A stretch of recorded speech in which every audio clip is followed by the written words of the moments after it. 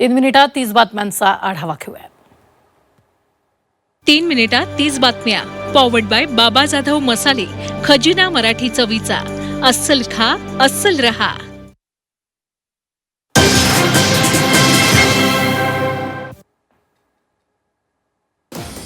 PM मोदींकडून देशवासियांना 80व्या स्वातंत्र्य दिनाच्या शुभेच्छा देण्यात आल्यात. विकसित भारतचा संकल्प दृढ करण्याचं आवाहन करण्यात आलं. स्वातंत्र्य लढ्यातील सैनिकांच्या बलिदानाचं स्मरण सुद्धा करण्यात आलेलं आहे. उद्धव ठाकरेंकडून शिवसेना भवन इथं ध्वजारोहण करण्यात आलं. एक देश एक तिरंगा एक आवाजचा नारा देत स्वतंत्र संविधान आणि लोकशाहीचा सन्मान करण्यात आला. यावेळी मोठ्या संख्येनं शिवसैनिकांची उपस्थिती होती. भाजपच्या तिरंगा यात्रेत मंत्री गिरीश महाजन यांचा भन्नाट डान्स पाहायला मिळाला. देशभक्तीपर गाण्यावर गिरीश महाजन यांनी ठिका धरला.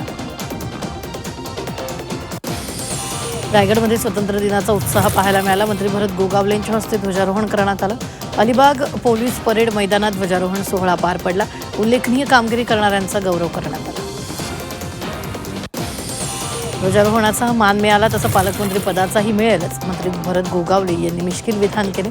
पालकमंत्री पदातील सर्व अडथळे दूर झाल्याचा दावाही त्यांनी केला. लवकरच पालकमंत्रीपद मिळेल, गोगावलेंना विश्वास. किल्ले रायगडावर स्वातंत्र्य दिनाचा उत्साह साजरा झालाय. स्वराज्याच्या राजधानीत तिरंगा फडकलाय. सोहळ्याला शिवप्रेमी पर्यटकांची मोठी गर्दी पाहायला मिळाली. संघ मुख्यालयात स्वातंत्र्य दिनाचा उत्साह पाहायला मिळाला. मोहन भागवतांच्या हस्ते ध्वजारोहण पार पडलं. मोहन भागवतांकडून तरुणांना संबोधित करण्यात आलं. संघ मुख्यालयात कडक सुरक्षा व्यवस्था तैनात करण्यात आली. मुलुंडमध्ये स्वातंत्र्य दिनाचा उत्साह पाहायला मिळाला. अमित ठाकरेंच्या हस्ते ध्वजारोहण झालं. भर पावसात मोठ्या संख्येनं नागरिकांनी उपस्थिती लावली.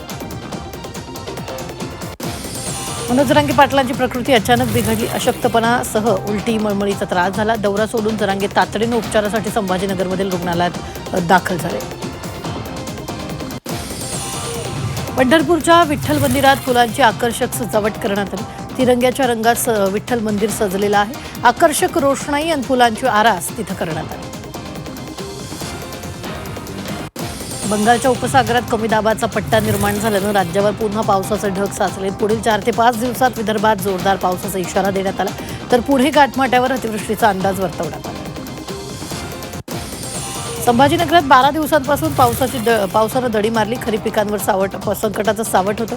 सोयाबीन, कापूस, मक्याला पावसाची प्रतीक्षा लागली. दमदार पावसाच्या पुनरागमनाची शक्यता वर्तवली जाते. अमरावतीत आश्रमशाळेत दुप्पट विद्यार्थी पाहायला मिळाले. विद्यार्थ्यांच्या सुरक्षेचा प्रश्न ऐरणीवर आला. वसतिगृहात संविधानाचा अभाव पाहायला मिळाला. नवीन इमारत धुळखात पडू नये. मुंबई गोवा महामार्गावर मोठी वाहतूक कोंडी पाहायला मिळाली. माणगावजवळ वाहनांच्या 3 ते 4 किलोमीटर रांगा लागल्या होत्या. सलग सुट्ट्यांमुळे पर्यटक मोठ्या संख्येनं पर्यटनस्थळी रायगडात दाखल झाले.